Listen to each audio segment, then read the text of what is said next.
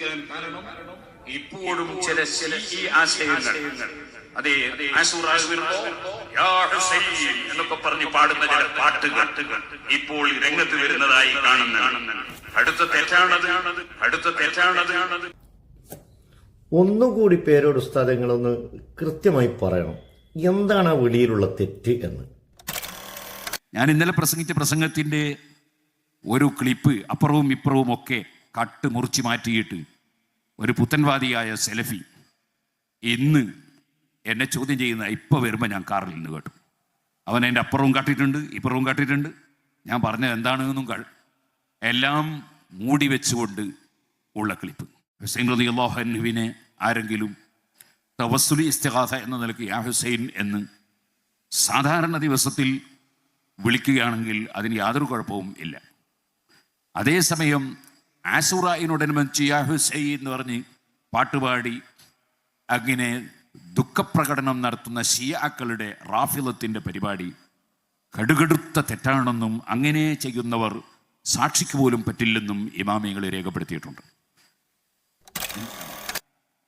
ജനങ്ങളെ ആശയത്തിൽ വഞ്ചിക്കാൻ വേണ്ടി ഖുർആനിലെ ആയത്തുകൾ മൂടിവെച്ചുകൊണ്ട് സംസാരിക്കുന്ന പുത്തൻവാദികളും തൗറാത്തിലെ വാചകങ്ങൾ കൈവച്ച് മൂടിവെച്ചുകൊണ്ട് സംസാരിച്ച യഹൂദികളും അവരെല്ലാം യഥാർത്ഥത്തിൽ ഒരേ വഴിയിലാണ്. പരിശുദ്ധ ഖുർആനിലെ സർവ്വ ആയത്തുകളും മനസ്സിലാക്കിയാണ് ഇമാമിയങ്ങൾ തെളിവുകൾ നിയമങ്ങൾ പഠിപ്പിച്ചു തന്നത്. അതേസമയത്ത് ഖുർആനിലെ ആയത്തുകൾ സന്ദർഭോചിതമായി ഓരോന്നും ഗ്രഹിക്കുന്നതിന് പകരം ദുർവ്യാഖ്യാനം ചെയ്തുകൊണ്ടാണ് ഇമാമിങ്ങളെ തള്ളിപ്പറയുന്ന കക്ഷികൾ ഇവിടെ അവരാശയം വളർത്തിയെടുക്കാൻ ശ്രമിച്ചത്. ഇപ്പോൾ പണ്ഡിതന്മാരുടെ വാക്കുകൾ അപ്പുറവും ഇപ്പുറവും മുറിച്ചു മാറ്റി മദ്യത്തിൽ നിന്ന് എടുത്ത് അങ്ങനെ ആളുകളെ തെറ്റിദ്ധരിപ്പിക്കാനുള്ള ശ്രമമാണ് അത്തരക്കാർ ഇപ്പോഴും ചെയ്തുകൊണ്ടിരിക്കുന്നത്. അതിലൊന്നും പെട്ടുപോകാതെ നമുക്ക് പടച്ചവൻ്റെ അടുക്കലുള്ള ഉത്തരവാദിത്വം നിർവഹിക്കണം എന്ന നിലക്ക് സത്യം എവിടെയും തുറന്ന് പറയണം, ജനങ്ങളെ ബോധ്യപ്പെടുത്തണം. അങ്ങനെ നല്ല ആശയങ്ങൾ ജനങ്ങളിലേക്ക് കൈമാറണം എന്ന നിലക്ക് നല്ല പ്രസംഗകരായി നമ്മുടെ വിദ്യാർത്ഥികൾ വളരണം. അതുപോലെ നല്ല ആശയങ്ങളുള്ള ഗാനങ്ങൾ പാടണം. എന്തെങ്കിലും കിട്ടുന്നതൊക്കെ പാടുന്നവരാകാൻ പാടില്ല. അതേപോലെ ഏതൊരു കാര്യത്തിനും സന്ദർഭം നോക്കണം. അതിൻ്റെ സാധാരണ നിലക്ക് യാ ഹുസൈൻ എന്ന് ഹുസൈൻ റളിയല്ലാഹുവിനെ വിളിച്ചാൽ കുഴപ്പമൊന്നുമില്ലെങ്കിൽ ആശുറായിനെ വിളിച്ചാൽ എന്താ കുഴപ്പം എന്ന് ആ മൗലവി ചോദിക്കുന്നുണ്ട്. അദ്ദേഹത്തിൻ്റെ ഒരു വിഡിത്തം നോക്ക് നിങ്ങൾ. സുബഹി നിസ്കാരത്തിന് ശേഷം സുന്നത്ത് നിസ്കരിക്കൽ ഹറാമാണ്, അസറിൻ്റെ ശേഷം സുന്നത്ത് നിസ്കരിക്കൽ ഹറാമാണ്. അതിൻ്റെ അള്ളാഹ്ക്ക് നിസ്കരിക്കില്ല, അല്ലാഹു അക്ബർ എന്ന് വൈകുന്നേരം പറഞ്ഞാൽ എന്താ കുഴപ്പം? അതേപോലെ തന്നെ മറ്റുള്ള സമയത്തൊക്കെ അള്ളാഹുവിനെ സുജൂദ് ചെയ്യുന്ന ഒരാൾ അദ്ദേഹം സുബഹിൻ്റെ ശേഷം സുജൂദ് ചെയ്താൽ എന്താ കുഴപ്പമെന്ന് ചോദിച്ചാൽ ഓരോന്നിനും സന്ദർഭങ്ങളുണ്ട്. ദുഃഖപ്രകടനം എന്ന ഒരു പരിപാടി ഇസ്ലാമിൽ ഇല്ല, പാടില്ല.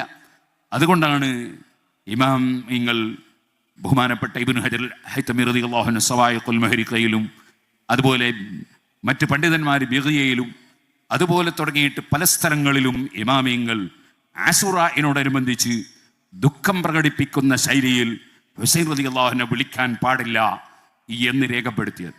അത് എന്തുകൊണ്ട്? അത് റാഫിദുകൾ ഷിയാക്കൾക്ക് വളം വെച്ചു കൊടുക്കലും അവരെ ആശയത്തെ പ്രചരിപ്പിക്കലും, അതുകൊണ്ട് തന്നെ അത് മഹാപാപവുമാണ്, കബീറത്താണ് എന്ന്, അഥവാ വൻകുറ്റമാണ് എന്ന് ഇമാമിങ്ങളെ രേഖപ്പെടുത്തിയിട്ടുണ്ട്.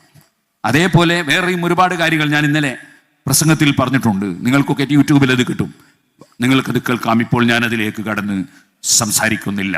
തെറ്റിദ്ധരിപ്പിക്കുന്ന ആളുകൾ, അവർക്ക് തെറ്റിദ്ധരിപ്പിച്ച് ആളുകളെ പിഴപ്പിച്ചതുകൊണ്ട് ഇബ്ലീസിനെ പിന്തുണക്കാൻ കഴിയുമെന്നും ശൈത്താനിനെ ശക്തിപ്പെടുത്താൻ കഴിയുമെന്നുമല്ലാതെ ദീനിന് അവർ ചെയ്യുന്ന നാശം അത് വളരെ വലുതാണ്.